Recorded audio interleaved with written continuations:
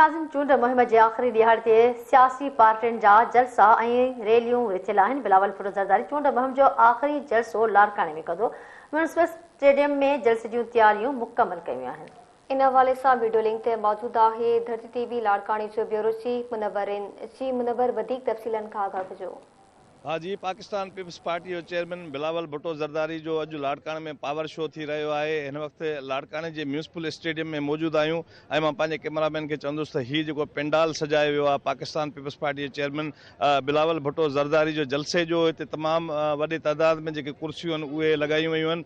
पेंडाल खे Pakistan peoples party जे झंडनि ऐं बैनरनि सां सजायो वियो आहे ऐं हीउ जेको अॼु शाम धारे हिते जलसो थींदो ऐं जलसे खे पाकिस्तान पीपल्स पार्टी जो चेयरमैन बिलावल भुट्टो ज़रदारी ख़िताब कंदो। बिलावल भुट्टो ज़रदारी इन 194 लाड़काणो ते पाकिस्तान पीपल्स पार्टी जे तरफ़ां उम्मीदवार आहे ऐं अॼु जेको आहे इलेक्शन मुहिम जो जेको आख़िरी ॾियारो आहे ऐं राति 12 वॻे उहा जेको इलेक्शन मुहिम ख़तमु थींदी उन जे हवाले सां अॼु आख़िरी ॾींहं ते लाड़काणे में पावर शो थी रहियो आहे ऐं हिते वॾे अंग में कारकुन ऐं जियाला जेके आहे हिते इन जलसे गाह में पहुचंदा ऐं उनखे पार्टी जो चेयरमैन जेको आहे उहो ख़िताब कंदो। इन हवाले सां सिक्योरिटी इंतहाई सख़्तु कई वई आहे। पुलिस जा जवान मुक़ररु कया विया आहिनि। वॉक थ्रू गेट्स लॻाया विया आहिनि। उन्हनि मां माण्हुनि खे गुज़ारे ऐं अंदरि जलसे गाह में आंदो वेंदो।